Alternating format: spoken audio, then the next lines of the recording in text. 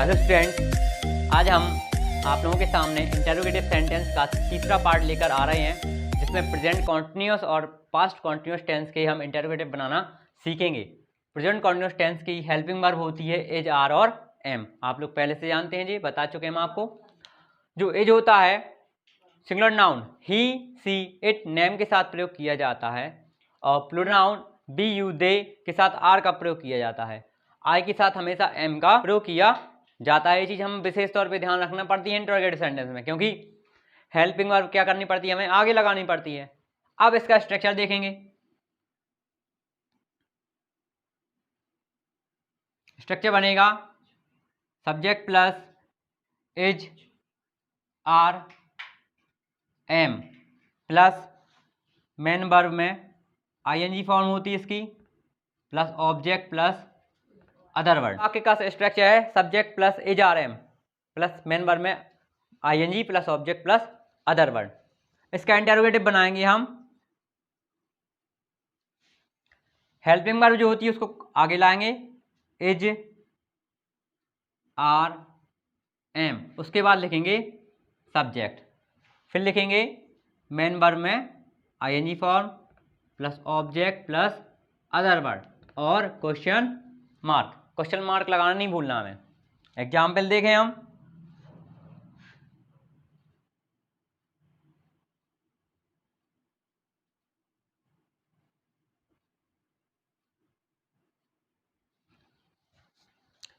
He is playing cricket, वह cricket खेल रहा है। इसका इंटरोगेटिव बनाना है तो इज को लाएंगे हम आगे, is he playing, PLAYING, playing cricket.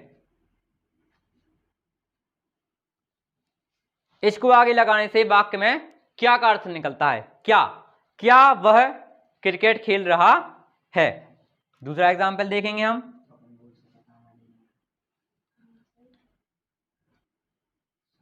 They are reading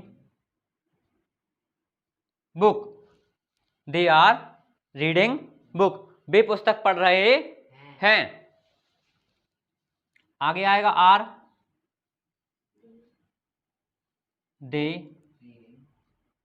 reading book और question mark.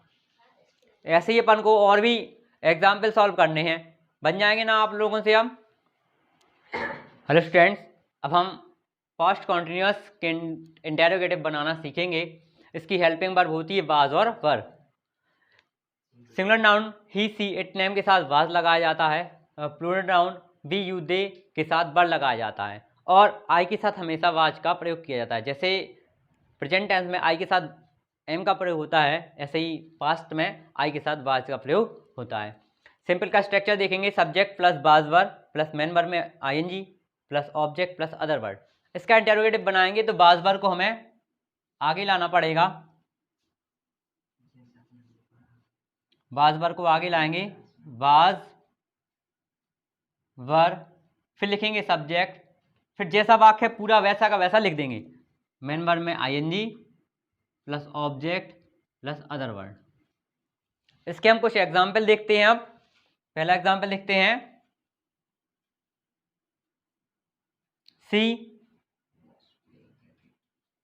She was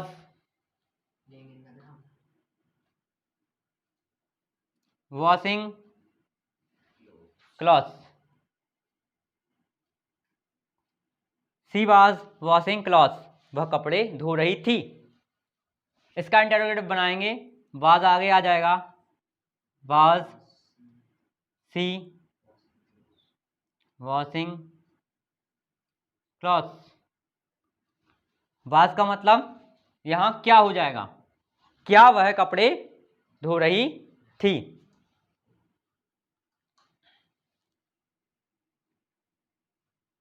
B were, B के साथ वर लगता है, we were, waiting you, we were waiting you, we were waiting you मतलब होता है हम आपका इंतजार कर रहे थे। तो वर आगे आ गया, वर के बाद लगेगा subject we, waiting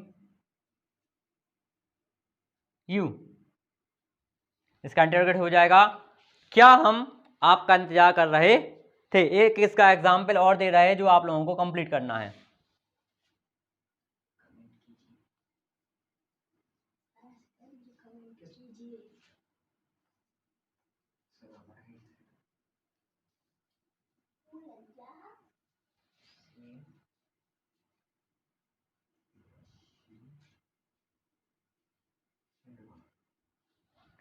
he was seeing cinema, इस वाक्य का आप लोगों को इंटरोगेटिव बनाना है। चलें आप लोग बनाएं इसका इंटरोगेटिव, देखते हैं कैसा होता है।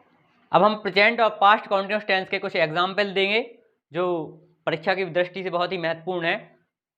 इनके स्ट्रक्चर सेम रहेंगे, केवल हेल्पिंग वर्ब्स बस बदल जाएंगी। पहला है you were writing a letter, इसका इंटरोगेटिव बनाएंगे, वर आगे लगेगा, were you writing a letter. Ram was reading the novel, क्या बनेगा इसका देखेंगे हम, वाज लगाएंगे आगे, हो जाएगा वाक्य was Ram reading the novel plus question mark और लगा देंगे हम। Sita is going to market, ये प्रेजेंट का है, यहाँ इज लगा है, इसको करेंगे आगे, is Sita going to market plus question mark लगा देंगे।